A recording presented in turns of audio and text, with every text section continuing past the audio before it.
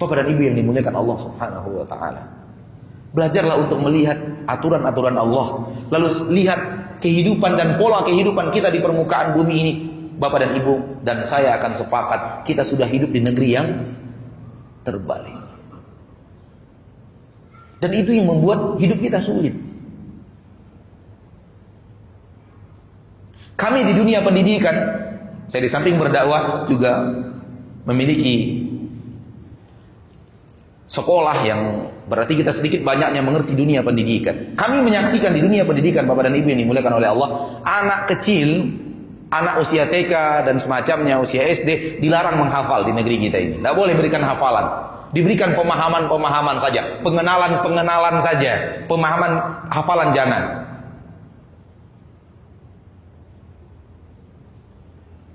Padahal usia dini, usia hafalan.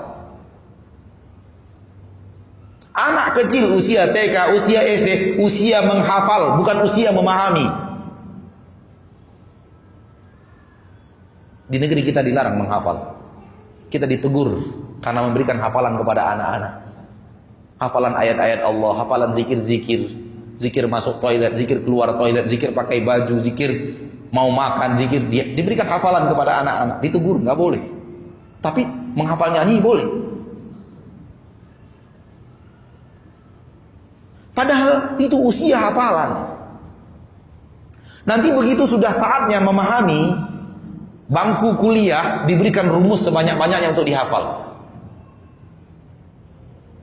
Untuk udah kuliah kan? Ngapal rumus nggak? Sebanyak-banyaknya rumus dihafal. Di waktu usia dini, usia menghafal tidak boleh menghafal. Di saat usia memahami mulai tajam dan hafalan sudah mulai sulit menghafal, diberikan rumus sebanyak-banyak untuk dihafal. Hasil akhirnya apa? Nggak punya apa-apa. Usia menghafal tidak dimanfaatkan untuk menghafal, usia memahami dimanfaatkan untuk menghafal sebanyak-banyaknya. Hafal sampai ujian, lewat ujian, lewat hafalan. Akhirnya kosong.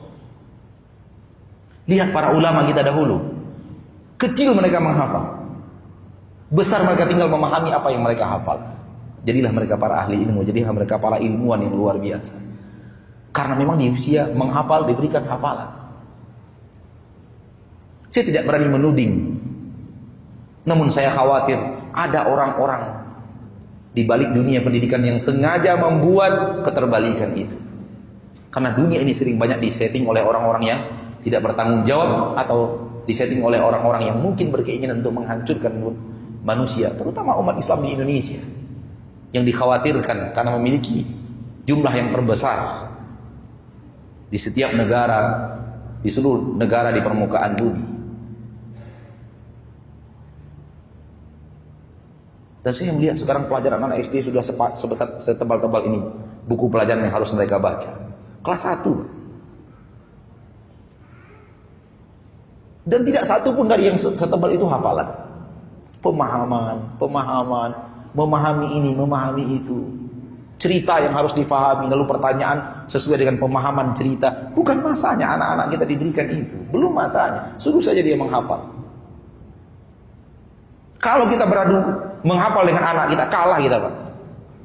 Beradu cepat menghafal dengan anak kita, kalah kita.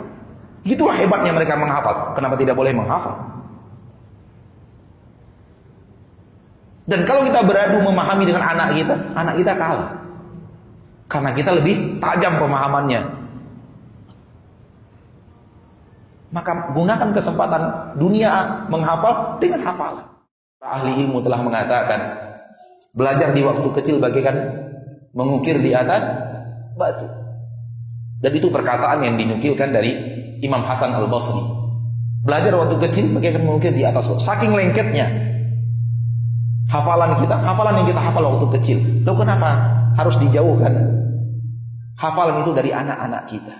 Kenapa dilarang di usia dini kita memberikan hafalan kepada anak-anak kita? Saya khawatir ada sesuatu yang terjadi di sana yang kita tidak ketahui. Ada orang-orang pintar secara halus memasukkan konsep-konsep yang sudah terbalik dalam dunia pendidikan kita.